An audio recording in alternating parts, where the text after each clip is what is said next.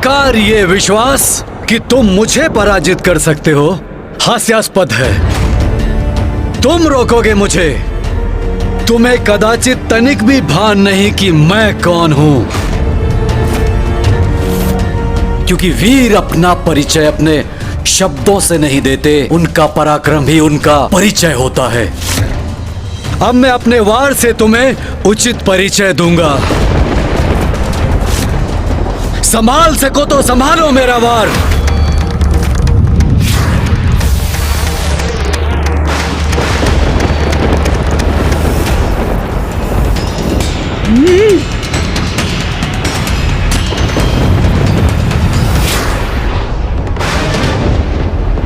नहीं गणेश, हमारे इस युद्ध में प्रथम वार तुम नहीं करोगे। तुमसे पूर्व मैं तुम पर आक्रमण करूंगा।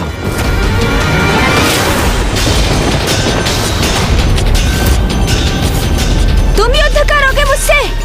इतना दुस्साहस तुम्हारा? तो लो भौम, तुमने स्वयं अपने विनाश को चुनौती दी है, तो अब उसका सामना भी करो।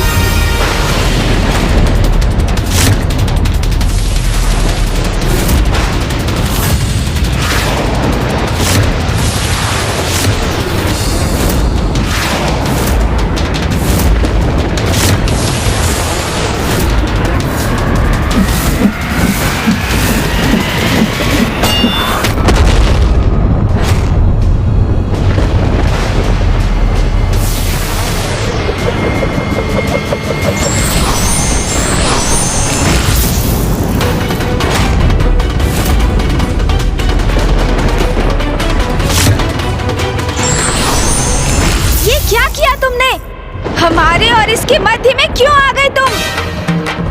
तुमने मेरी योजना ही ध्वस्त कर दी। अन्यथा मैं अब तक इस अहंकारी भौम का अंत कर चुका होता। तुम्हें ज्ञात नहीं तुम ये क्या करने जा रहे थे? मैंने तुम्हें समझाया था ना, अपने क्रोध पर नियंत्रण रखना। कैसे रखूं अपने क्रोध पर नियंत्रण, जब मेरे क्रोध का स्रोत ये भौम मेरे समक्ष है? इसे नष्ट कर मैं अपने क्रोध को सदैव के लिए समूल मिटा देना चाहता हूँ। यदि कोई क्रोधित है इसलिए उसका नाश कर दो, ये उचित तो नहीं। और भौम के क्रोधित होने का एक कारण है जो मुझे ज्ञात हो गया है और तुम्हें भी ज्ञात करना चाहिए। तब तुम उसके क्रोध के मूल कारण को समझोगे। नहीं समझना, मुझे कुछ नहीं समझना।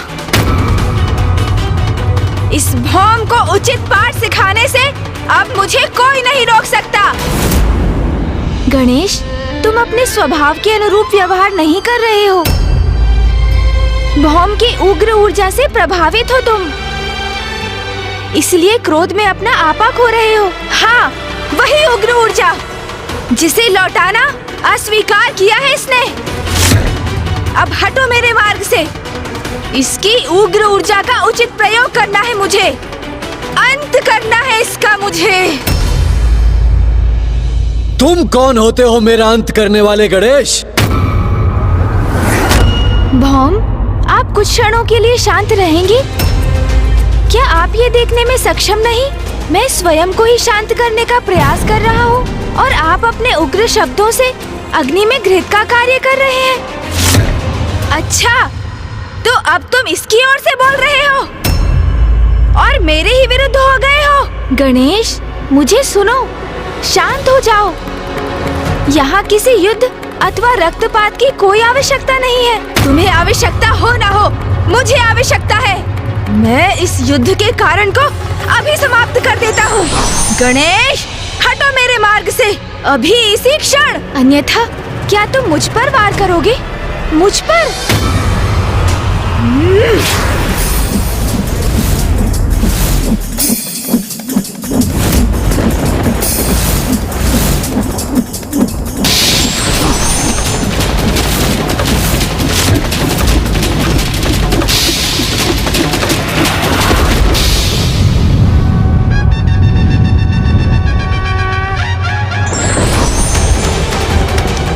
यदि भैया यहाँ होते तो तुम्हें मुझ पर वार करने के लिए बहुत कठोर दंड देते।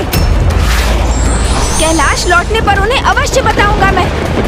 फिर देखना, भैया यहाँ होते तो दंडित तुम होते। इस अहंकारी रक्तवर्णी युवक की रक्षा करने और मेरे विरुद्ध जाने के लिए।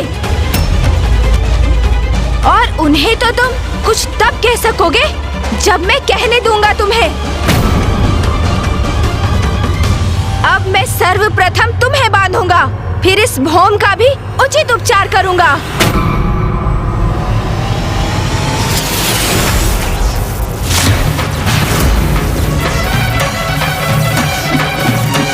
स्थिति तो नियंत्रण के बाहर जा रही है और ये सब भौम के उग्र धूम्र के कारण हो रहा है, जो गणेश अर्थात मेरे उग्र स्वरूप के ऊपर मंडराकर उसे और भी आवेशित कर रहा है। उसको इस धूम्र के प्रभाव से रिक्त करना होगा मुझे, और तब मैं उसे भौम का वास्तविक परिचय दूंगा। किंतु ये तभी संभव हो पाएगा जब मैं भौम को किसी प्रकार शांत कर उनके प्रभाव को रोक सकूं।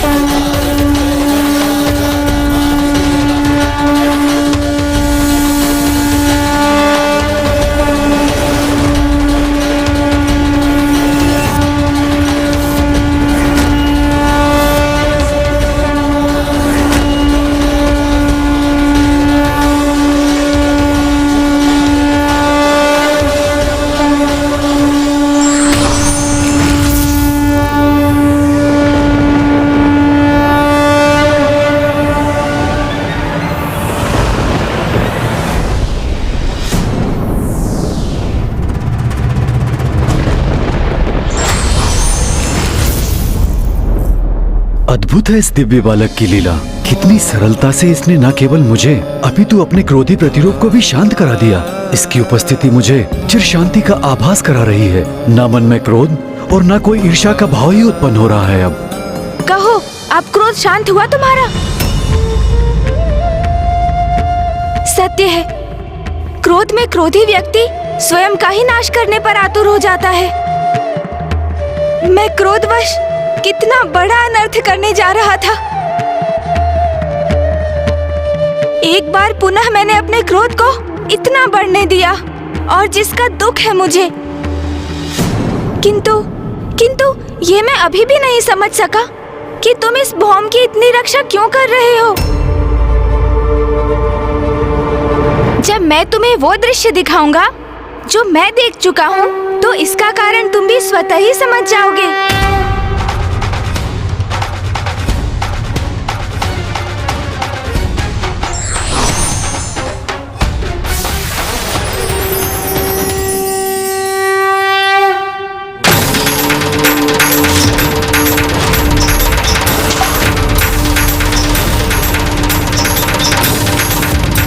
मैं पृथ्वी हूँ, मेरी अपनी कोई संतान नहीं। आपके श्वेत की जो खून मुझ पर गिरी, उसने इस बालक का रूप ले लिया। महादेव, आप उसे मेरे पुत्र के रूप में भेंट दे दीजिए। आज से तुम्हारा पुत्र कहलाएगा और तुम्हारे नाम से जुड़कर इसका नाम होगा भौम। भौम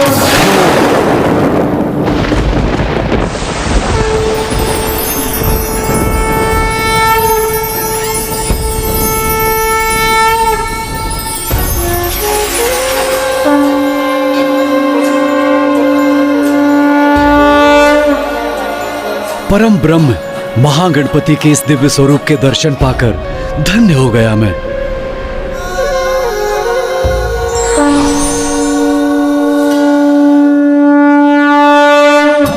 प्रणाम गणेश जी।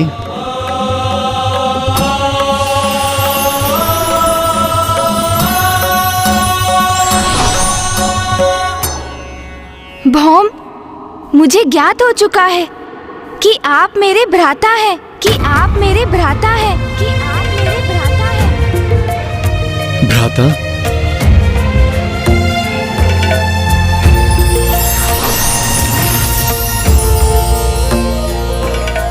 भौम, आपने मुझे पूर्व में ही क्यों नहीं बता दिया कि आप पिताश्री के ही पुत्र हैं, मेरे भ्राता हैं। पुत्र भौम ने इसका प्रयास तो किया था। जब पुत्र भौम को ज्ञात हुआ कि उसके पिता और कोई नहीं स्वयं महादेव हैं, तो वो उनसे भेंट करने कैलाश गया था। आप कैलाश आए थे, किंतु कब? आपके जन्म दिवस पर जब कैलाश में आपका जन्मोत्सव मनाया जा रहा था, तब मैंने कैलाश में प्रवेश करने का प्रयास किया था, किंतु महादेव के 2 गणों ने मुझे वहां प्रवेश द्वार पर ही रोक दिया।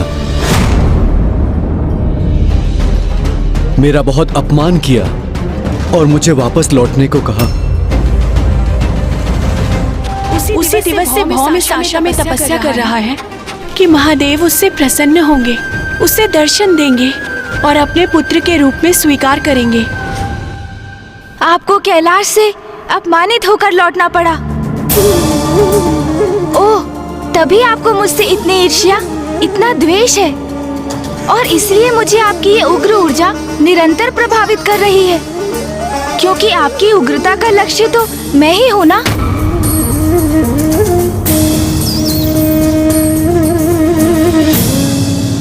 कैलाश में आपका अपमान सर्वथा अनुचित था, किंतु अब मैं उस अनुचित को उचित बना दूंगा। मैं आपको विश्वास दिलाता हूँ, अब कैलाश में आपका सम्मान होगा और आपको वही अधिकार प्राप्त होगा जो महादेव पुत्र के लिए उपयुक्त है। भ्राता भौम, आप मेरे साथ कैलाश चलिए।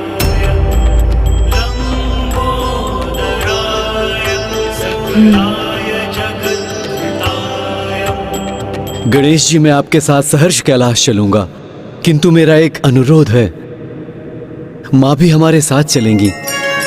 नहीं पुत्र, अपने पिता से भेंट करने के लिए ये यात्रा तुम्हें ही करनी होगी। मेरी किसी भी यात्रा का आरंभ और अंत आपके बिना कैसे संभव है माँ? यदि आप नहीं चलेंगी तो मैं भी नहीं जाऊंगा। भ्राता भौम कदाचित उचित कह रहे हैं, आपको भी साथ आना ही होगा माता। उचित है पुत्र, मैं भी चलूंगी। चलिए मूषक जी, हम भी कैलाश जाकर भ्राता भौम के स्वागत की तैयारी करते हैं। इस बार इनका बहुत भव्य स्वागत होगा, ये मेरा वचन है।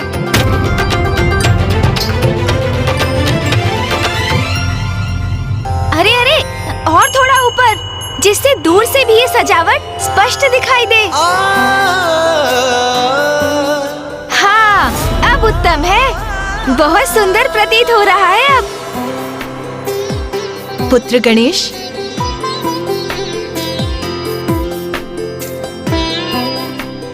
माँ, मैं आज बहुत ही उत्साहित और आनंदित हूँ, क्योंकि आज कैलाश में एक अत्यंत विशेष व्यक्ति का आगमन हो रहा है, और ये सब कुछ उन्हीं के स्वागत के लिए हो रहा है माँ। किंतु पुत्र गणेश, कौन है ये विशेष अतिथि, ये तो बताओ। हाँ माँ, हाँ, मैं अवश्य बताऊंगा, किंतु आपको उनके लिए अपने हाथों से विशेष खीर बनानी पड़ेगी। आप बनाएंगी ना खीर? अवश्य गणेश, इसके पूर्व मैंने तुम्हें कैलाश पे किसी के भी आगमन पे इतना प्रसन्न नहीं देखा। अवश्य ये अतिथि अत्यंत विशेष होंगे।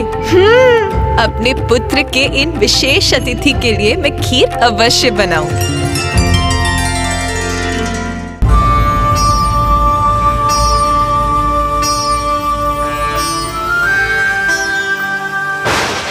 कहां से, कैसे कैसे बड़े बड़े भ्रम पालकर यहाँ पहुंच जाते हैं मूर्ख अज्ञानी। कभी कभी दर्पण में मुख देखा है अपना? चलो प्रस्थान करो यहाँ से। पुत्र भौम, माँ, मुझे चिंता हो रही है। मैं व्याकुल हो रहा हूँ कि कहीं माता पार्वती और पिता महादेव ने मुझे स्वीकार नहीं किया तो? ऐसा संदेह भी मन में क्यों ला रहे हो पुत्र भौम? देखो, मार्ग कैसे पुष्पों से सज्जित है। इस मुख्य द्वार पर ये तोरण देखो, इसका अर्थ है गणेश जी ने महादेव और माता पार्वती से तुम्हारी चर्चा अवश्य की होगी, जिसके परिणाम स्वरूप संपूर्ण कैलाश तुम्हारे स्वागत की प्रतीक्षा कर रहा है। तो शीघ्रता कीजिए ना माँ, वो आते ही होंगे। मैं यहाँ सब कुछ संभाल लूँगा, आप जाइए। अरे पुत्र, जाती हूँ। किंतु गणेश, ये तो बताओ कि आ कौन रहा है? कुमार कार्तिकेय जी, महादेव के पुत्र आपके और प्रभु के भ्राता आ रहे हैं। आपके भ्राता आ रहे हैं, अर्थात प्रभु महादेव के पुत्र।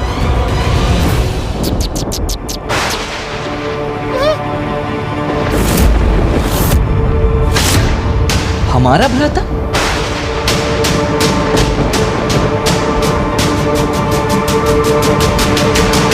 क्या मूषक जी, क्या कहा आपने? माता ऐसे स्वर में क्यों पूछ रही हैं? क्या मैंने कुछ अनुचित कह दिया? गणेश, मूषक जी ने जो अभी कहा, क्या वो सत्य है? वो माँ। गणेश, मैं कुछ पूछ रही हूँ तुमसे। जो मूषक जी ने अभी कहा, क्या वो सत्य है?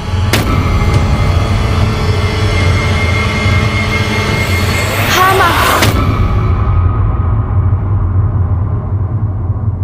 गणेश, ये सब क्या है? यदि तुम्हें कुछ ज्ञात था तो वो माँ को पूर्व में बताना चाहिए था ना। यदि माँ को नहीं तो मुझे ही बता देते। अब मुझे बहुत चिंता हो रही है। माँ भी अत्यधिक प्रसन्न नहीं प्रतीत हो रही हैं। और ये क्या कहा तुमने? हमारा एक अन्य भ्राता भी है? ये तुम क्या अनर्गल बातें कर रहे हो गणेश? मेरा केवल एक ही अनुज है और वो तुम हो। मेरा कोई दूसरा अन्य भ्राता हो ही नहीं सकता, कदापि नहीं।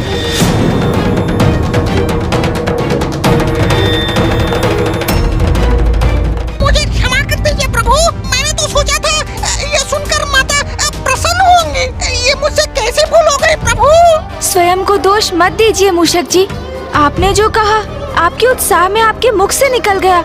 किंतु चिंता मत कीजिए मूषक जी। माँ जब भ्राता भौम से मिलेंगी तो उन्हें शेष प्रश्नों के उत्तर भी मिल जाएंगे।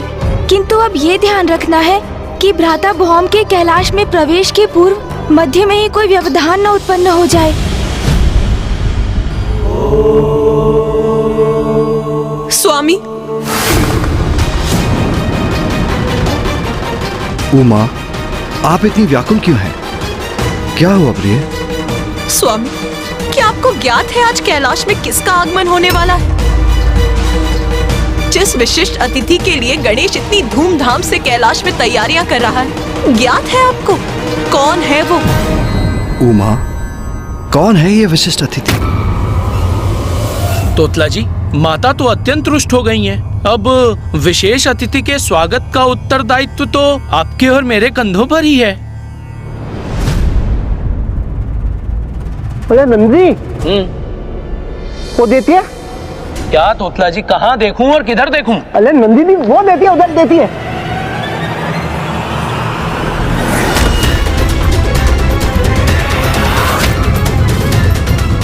मैं भौम महादेव पुत्र हूँ, उनसे भेंट करने आया हूँ। ये तो वही है जो गणेश जी के जन्म दिवस पर आया था। और आज जब कैलाश विशेष अतिथि के आने की तैयारी कर रहा है तो यह यहाँ पुनः कोई नया व्यवधान डालने आ गया। ये दोनों तो वही गण हैं जिन्होंने मेरा अपमान किया था। नाम के आगे भी कोई परिचय है तुम्हारा? कैलाश जैसे पवित्र स्थान पर असत्य को सत्य कहने की धृष्टता करते हुए लज्जा नहीं आती तुम्हें? तुम यहाँ से जाते हो, अन्यथा मैं तुम्हें यहाँ से जाने के लिए विवश करूं।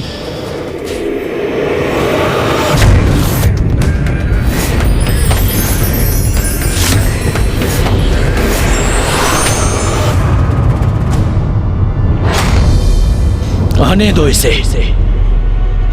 पिछली बार यूं ही जाने दिया था, किंतु इस बार अवश्य दंडित करेंगे। मुझे तो प्रतीत होता है ये तेलाब पे अवत्य तो अशांति उत्पन्न करने आया है। ये कौन होता है कैलाश में अशांति उत्पन्न करने वाला?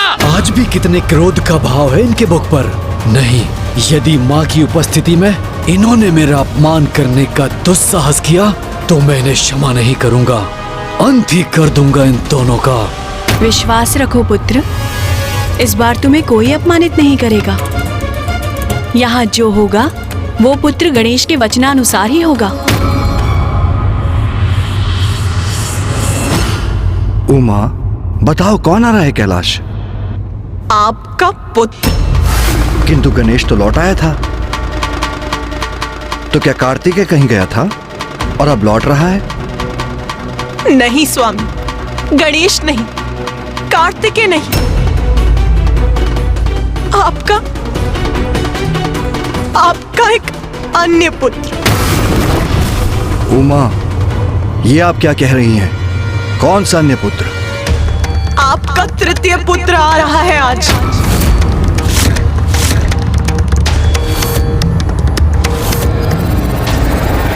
मेरा तृतीय पुत्र? कौन सा तृतीय पुत्र?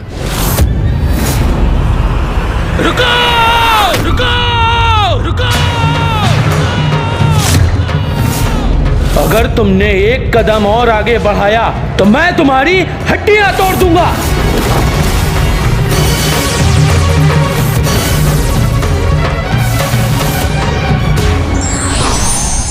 पूरी बात बिना जाने प्रतिक्रिया नहीं देना चाहिए, अन्यथा भूल हो सकती है।